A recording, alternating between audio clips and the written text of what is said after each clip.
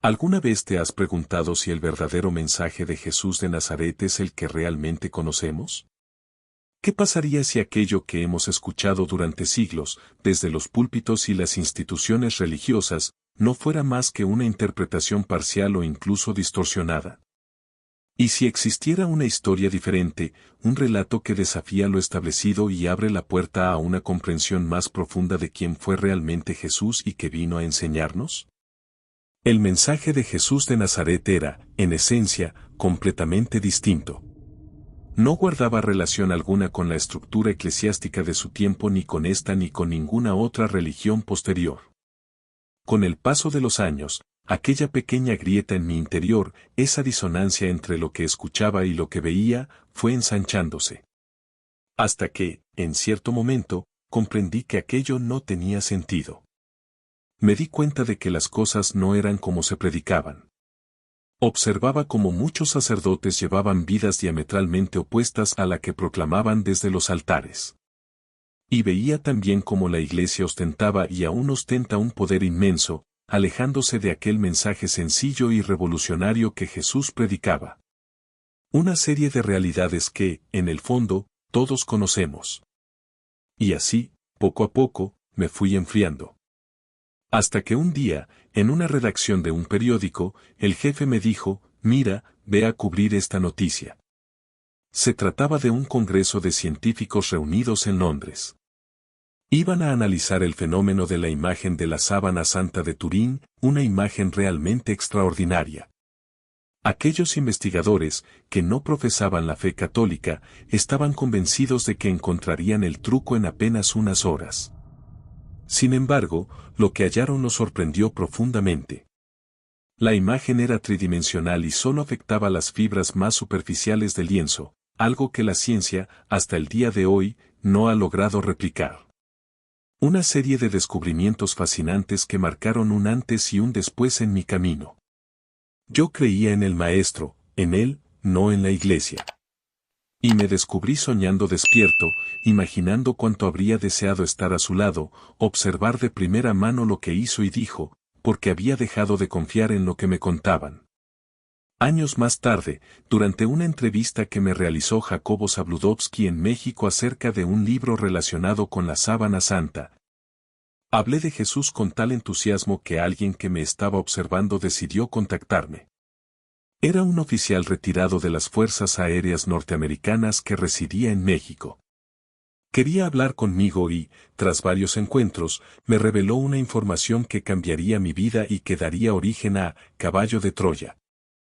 Aquella información narraba la vida de Jesús a través del testimonio de dos pilotos estadounidenses que, como parte de un experimento militar, tuvieron la oportunidad de convivir con él durante toda su vida pública. Documentaron cada minuto de ese periodo con un nivel de detalle que, aún hoy, me resulta asombroso. Lo que hice, a partir de entonces, fue contrastar cada dato técnico mencionado en el libro, muchos de ellos extensos y, en ocasiones, densos. Investigué hasta donde pude y logré verificar más de 30 inventos descritos en esas páginas que todavía no han salido a la luz pública. La narración, sin embargo, va mucho más allá de los aspectos técnicos.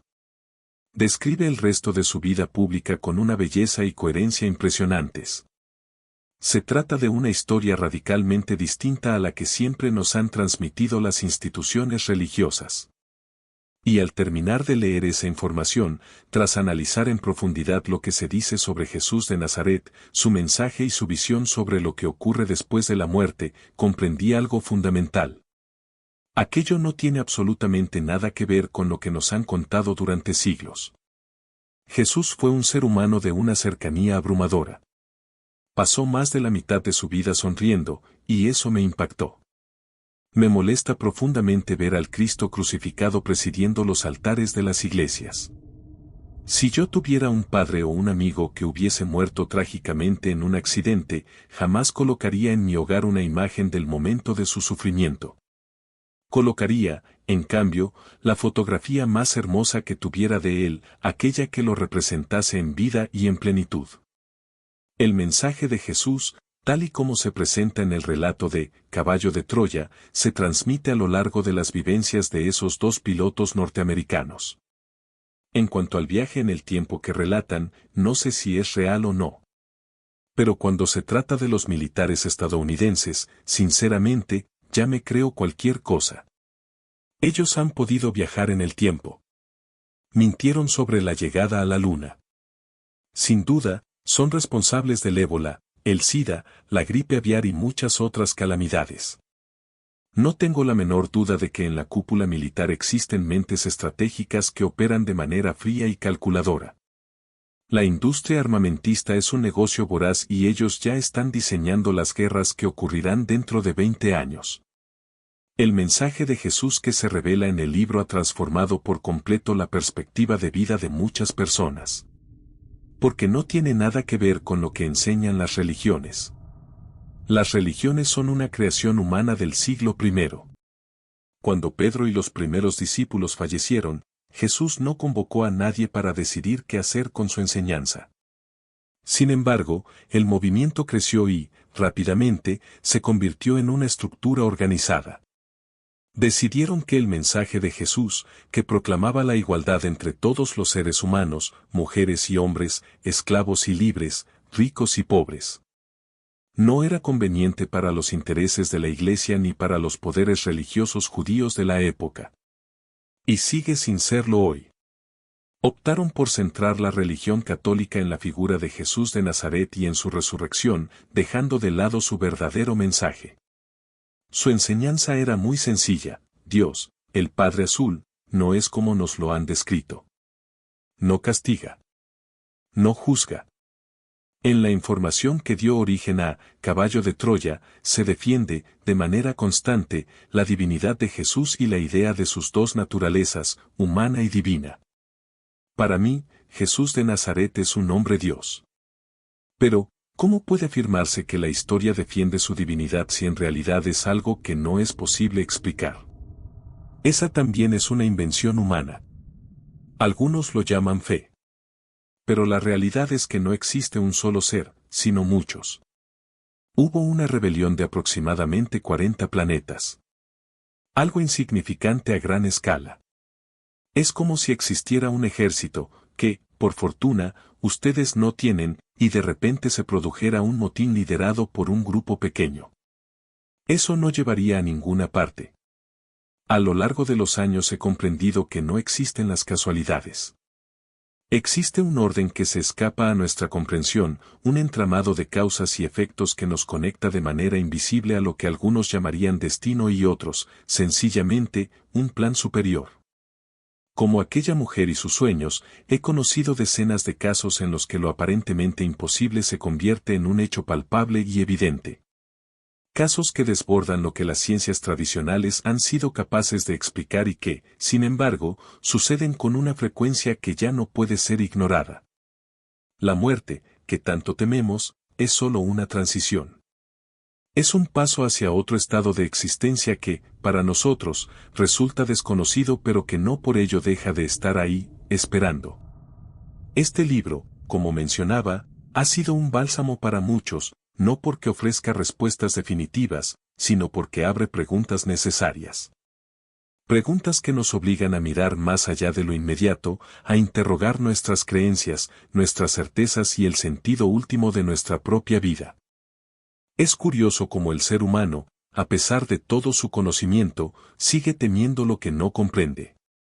Hemos avanzado enormemente en el terreno de la ciencia y la tecnología, pero seguimos sin saber quiénes somos realmente ni hacia dónde vamos.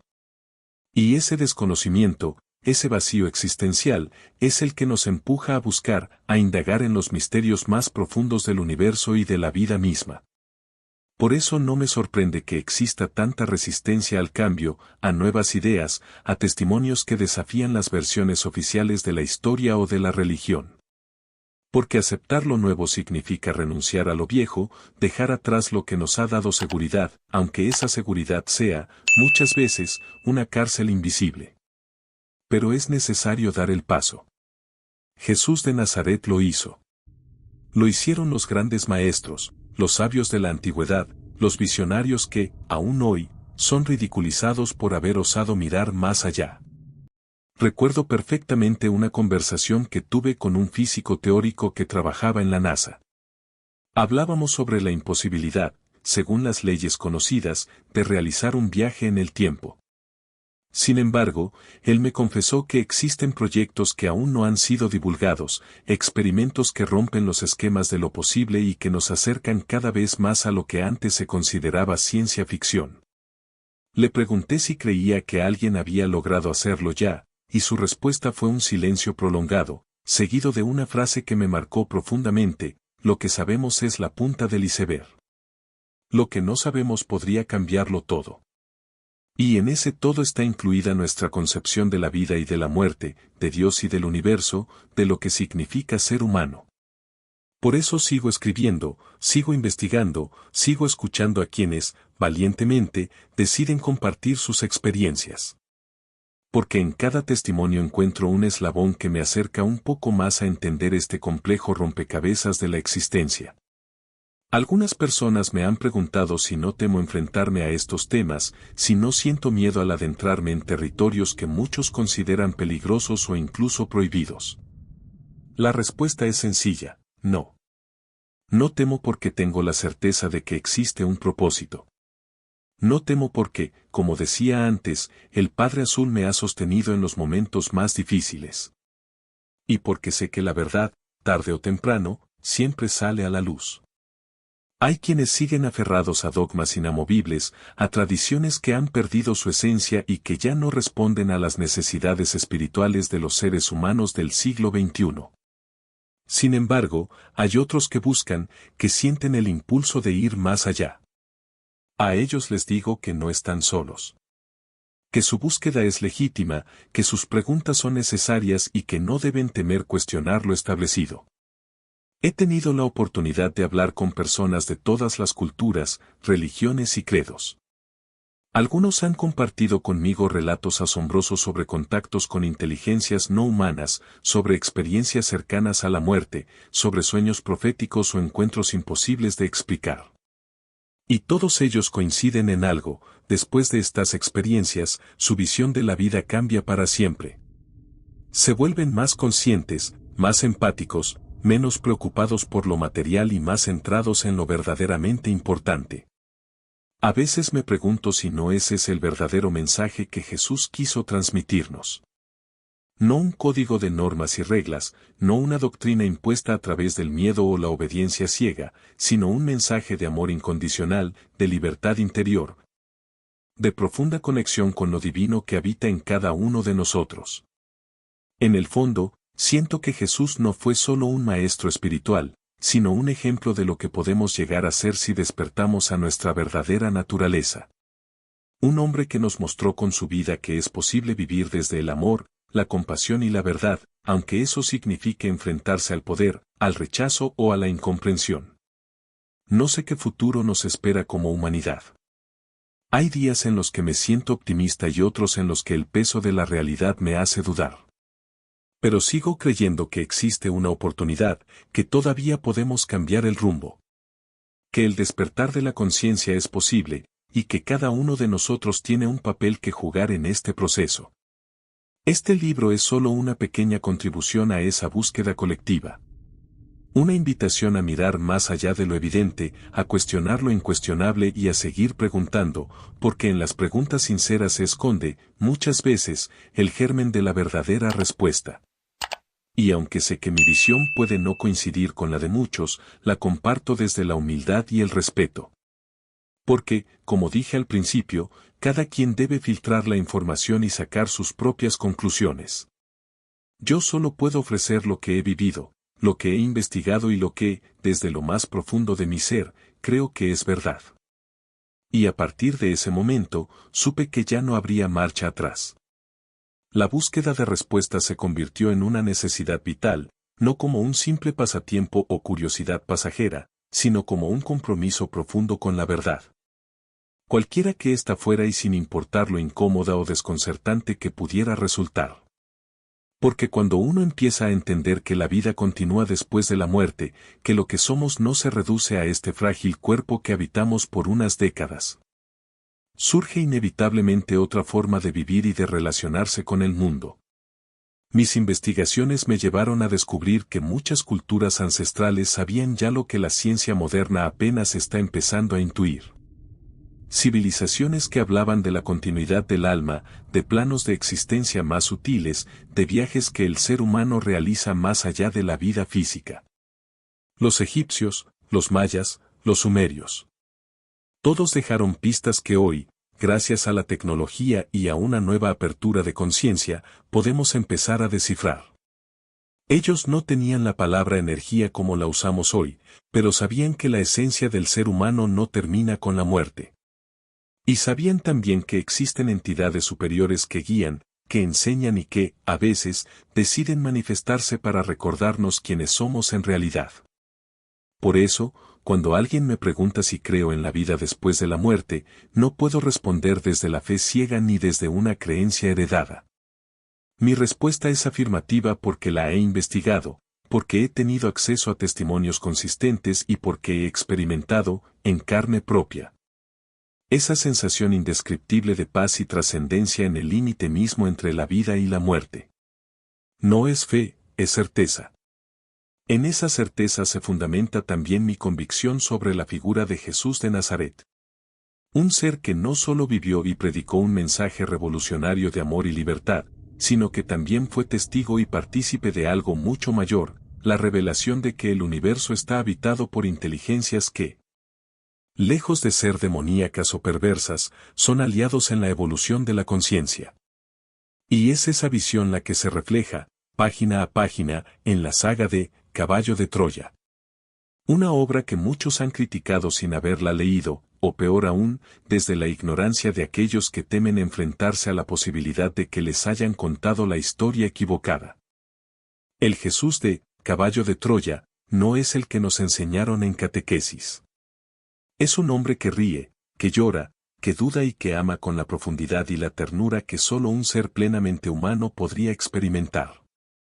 Pero también es un ser que, en un momento determinado, asume su verdadera identidad, la de un Dios encarnado, un emisario del Padre Azul que rige esta parte del universo, y que, tras su muerte física, regresa a su estado original de divinidad plena. Algunos me preguntan cómo sé que esto es cierto. No lo sé. Pero lo siento.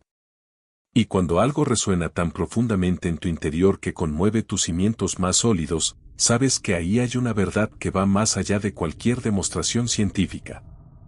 La verdad se percibe, se siente y se vive. Y aunque no pretendo imponer mis convicciones a nadie, sí invito a quienes me escuchan o me leen a hacer su propia búsqueda. A no conformarse con lo que otros han dicho, a ir más allá de las verdades oficiales y de los dogmas que buscan controlar la mente y el corazón de los hombres. Yo no nací para escribir novelas ni para entretener a nadie con historias fantásticas. Mi intención fue, desde el principio, documentar, registrar y transmitir lo que fui descubriendo en un camino que, aunque solitario en muchas ocasiones, siempre estuvo iluminado por esa chispa de lo trascendente. Por eso, aunque Caballo de Troya ha sido clasificado como novela, puedo asegurar que lo que ahí se narra tiene un profundo sustento en datos, en investigaciones y en testimonios reales. A medida que avancé en la escritura de cada volumen, fui consciente de que lo que compartía era algo que, probablemente, no todos estaban preparados para recibir. Pero eso no me detuvo. Porque sabía que, en algún lugar, habría personas que sí entenderían. Que sabrían reconocer la vibración de la verdad, la huella de lo sagrado en medio del relato.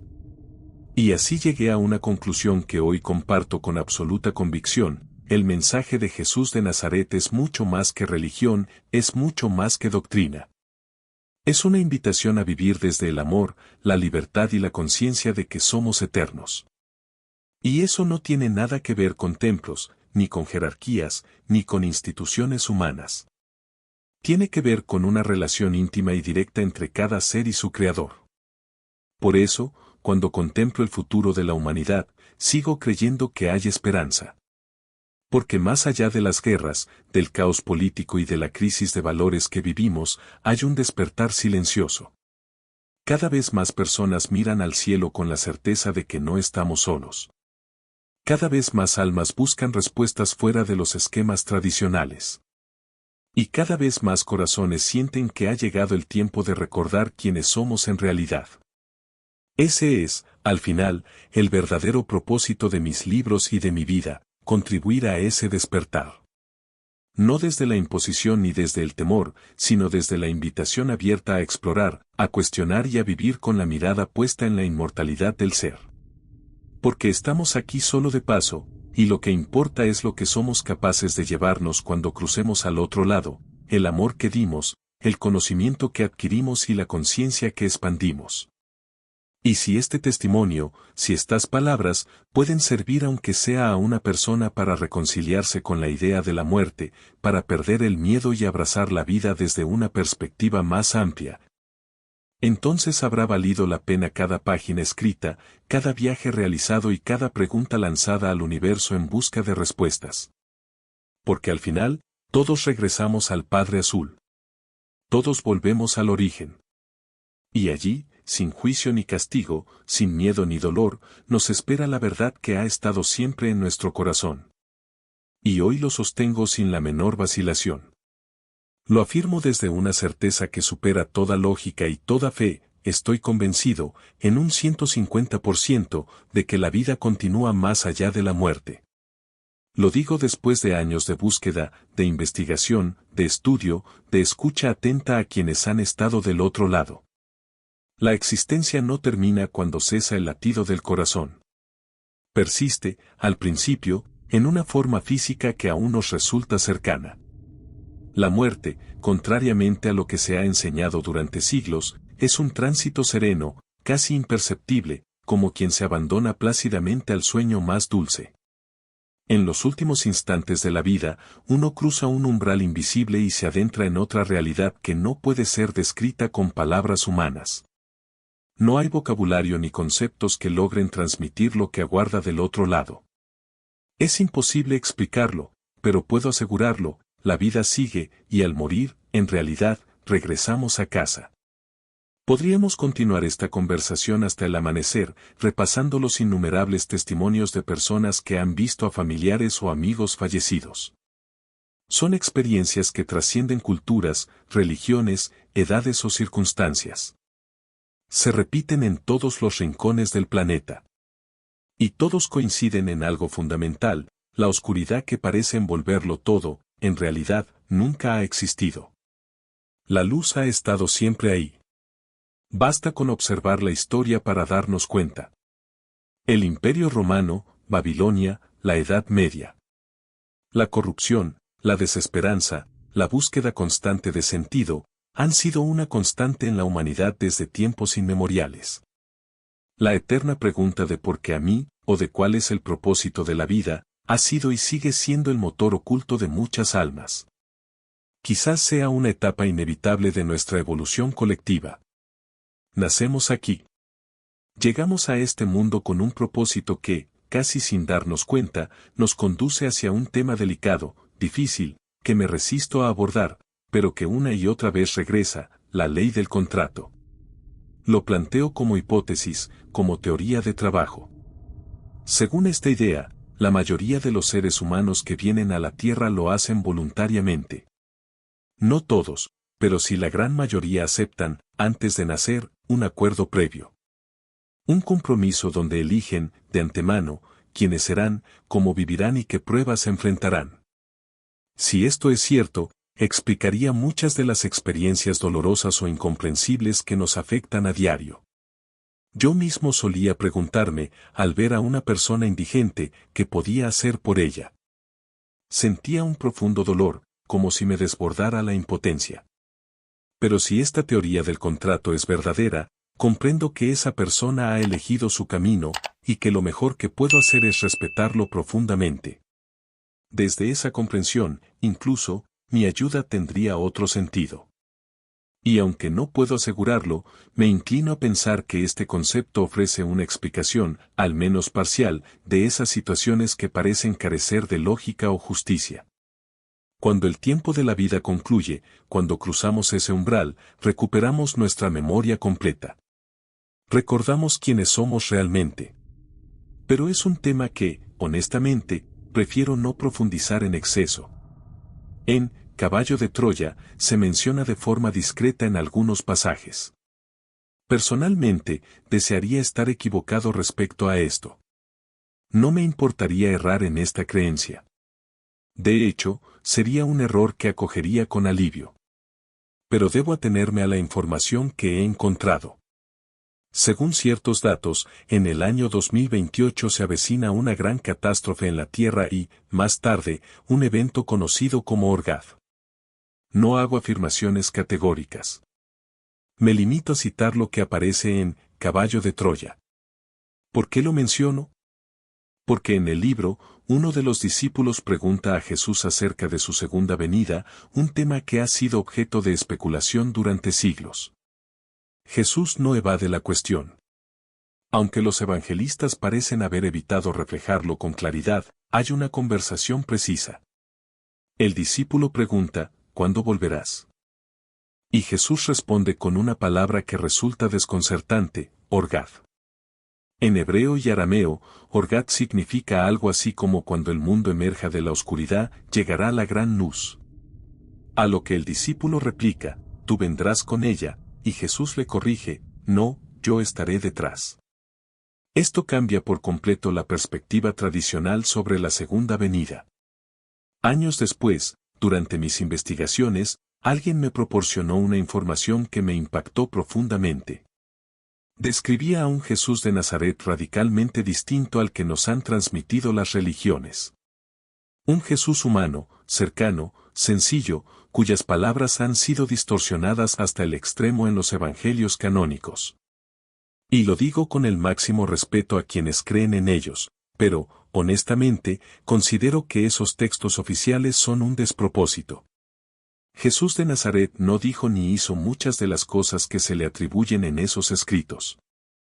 Lejos de disminuir su figura, esto lo engrandece aún más. Fue mucho más extraordinario, mucho más grande.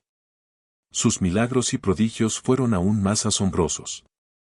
Y, sobre todo, su humanidad y su mensaje de igualdad y amor han sido ocultados porque, simplemente, no convenía a los intereses de quienes deseaban controlar el poder religioso.